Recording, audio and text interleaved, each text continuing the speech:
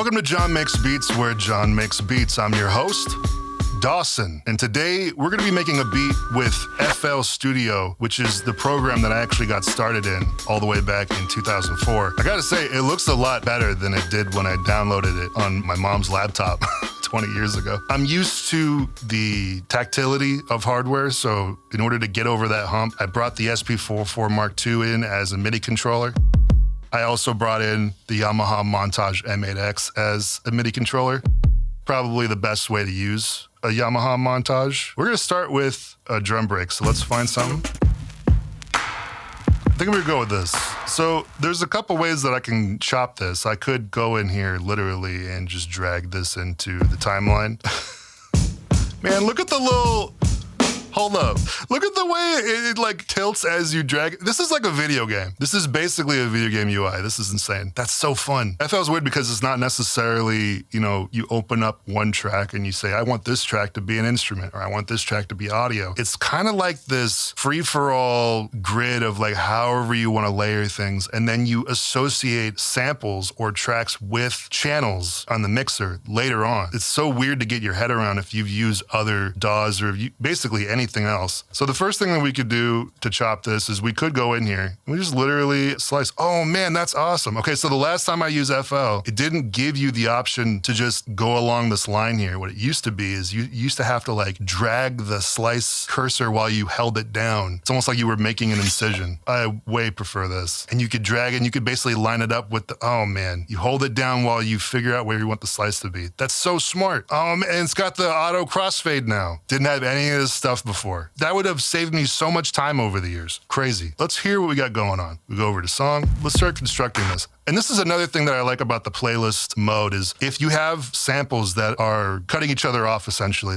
like right here, the tail of this is overextending into the next chop, right? You could just drag it onto the second track. So you could have things at the same sample source and have them overlay each other. I think it's a really organic way to work.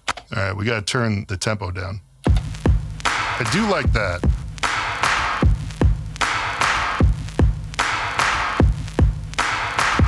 Getting a nice swing on it. That's pretty sweet. Let's go in here and let's actually associate this with track 1. We'll rename this drums. Now to give more variety, let's actually go in here and remove one of these secondary claps. Let's try to find another drum loop in here that we can use as like maybe a roll or a fill.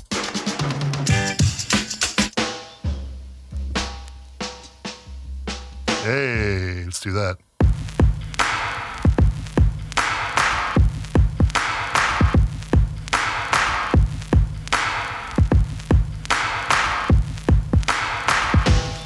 Woof, something like that. Oh man, I love the slicing function so much better now. This is how I got to understand the allure of ping pong looping. I used to go in like this, and I'm gonna reverse this. So I'm gonna find out exactly where it ends, right there. And basically we've reversed the tail of this clap, so that way it feels more authentic coming in. I can even use this as a reverse like reverb coming into the impact of it. Woof, insane. Let's go. DAWs really let you go in here and just be more intricate with your details. And we're gonna use the second break that we got for another fill just to make it have more variety. Oof. Okay. I think just that as it is pretty fire. All right, so we have our drums. Let's add some chords. I have some plugins from things that I've collected over the years. I have a lot of the Kai stuff in here too. Let's bring in Fabric XL, let's just do that.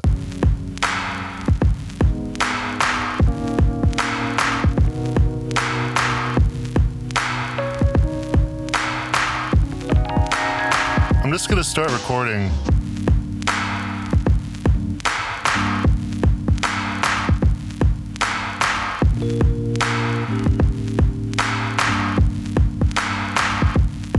Kinda like that little section right here. You can come in here, we can just chop this up.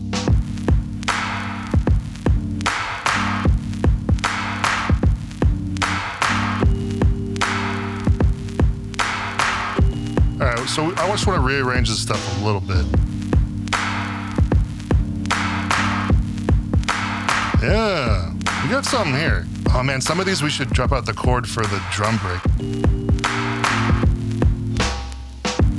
Oof. Just gonna bring those up a little bit. I do love the FL piano roll. It's well known for a reason. Fabric XL. We're gonna send this to track 2, and we'll name this electric piano. And we'll give you can start giving these colors too. Purple, blue, whatever. What should the drums be? Red or brown? I need to check my eyes, man. We're gonna do a couple things with this piano. We're gonna put a Saturn on it. Take out some of the bass. This is like a saturator.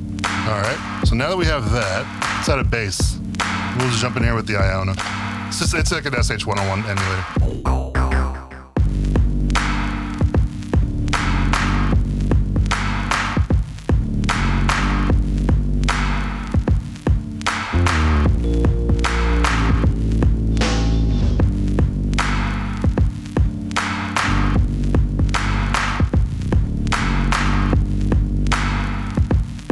Sweet ass bass line if I say so myself. So I'm just going here and just tightening up the things. I'm used to recording with audio and just going with it, but you know, in here you can really just, it's so easy to just go in here and you know, adjust the things as you see fit. Bum, bum, bum, bum, bum. Bass line. Make that green. Forest green, in fact. I didn't account for a couple of these chord changes. I didn't even hear that. What the hell's going on there? You know, I could have the bass line meet that on that sharp. I think that might be better. Ah, I like that. I like the bass, I like the piano, but the way they're playing together, it doesn't sound right. Hold on. If we change the actual bass, so we find something more appropriate. There we go, that's nice. We're gonna lower this an octave. Yeah, I'm having fun. We're gonna throw a little something on here. Here's this baby audio thing. I like that.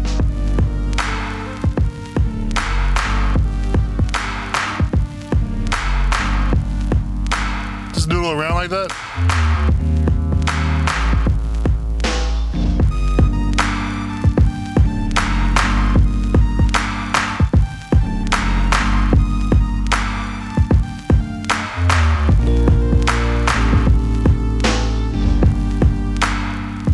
That's it. Call that 80s lead right there. I want a little bit of an extra delay on this.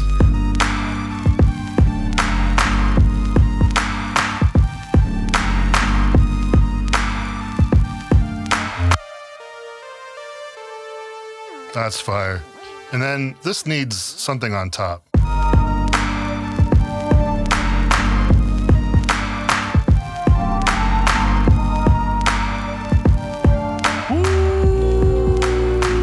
Let's do that.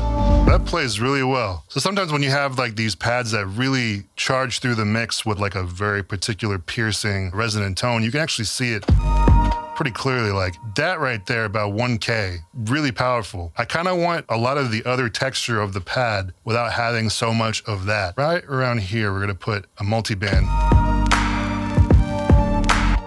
And there's probably better ways to do this, but you know, I kind of put my mixes together with duct tape anyway.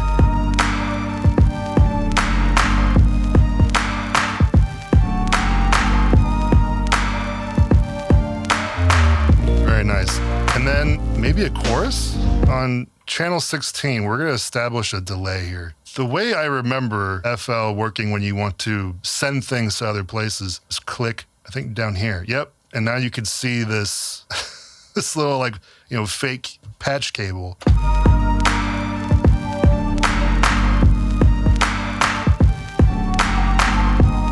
Sick. Everything's sounding right, everything's sitting the way I want it to. Let's start creating more of a song structure here so we can, you know, play with that. All right, so let's start creating like a little intro here. This is why I like putting things on the timeline themselves, is I can start doing stuff like this. This is telling me that this Rhodes is a little too clean sounding, huh? There we go, that sounds better. See, now that I've clamped down on the frequencies of that Rhodes, now I can hear other elements that are coming through. Acoustic guitar maybe? Something like that would be kind of fun.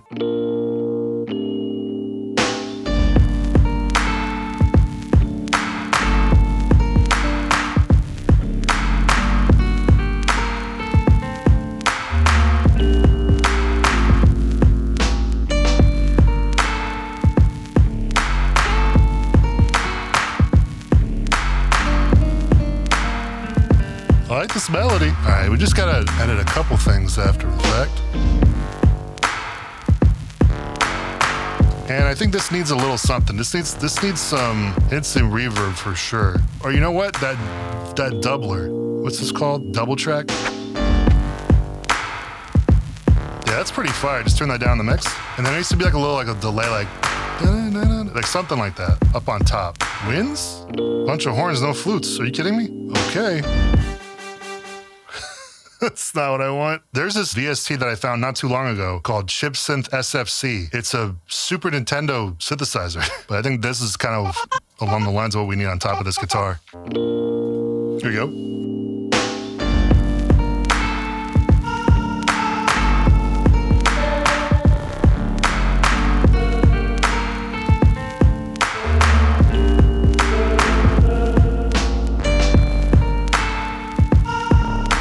We're also going to send this to delay. As this part kind of phases out, I want the drums to kind of fade out here. We're going to add some automation here, so that way when the guitar ends, it'll delay out.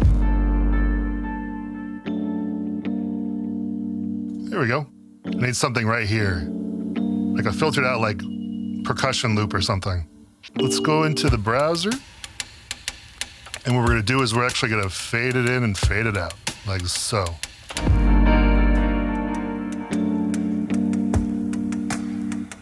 We're just gonna manually pan around the field on the channel itself. Maybe I can bring this guitar back in, huh? It's like a back and forth with this guitar.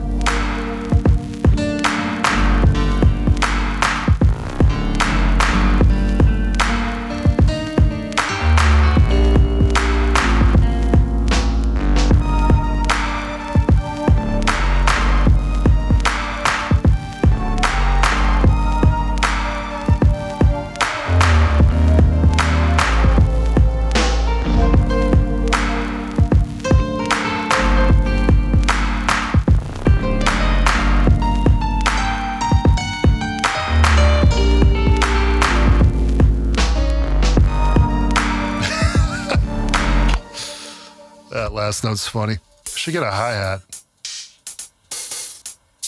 Maybe that. Let's see how that sounds.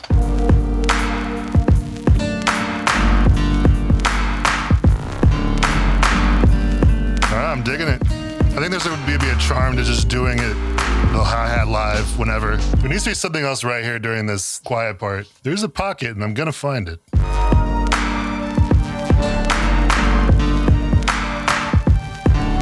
There's something there. I'm gonna tuck it in the mix, but that adds a lot. I think we're almost done. I need to add one more element toward the end here. What's speech? John makes beat. That's what I thought it was. I remember this thing. We need to carve out some space here. We need to create a second bus. We're gonna call this reverb. Whoa, that's some cool shit. Noise. Actually, I like that. Let's do that. That's pretty finished to me, man. I like that.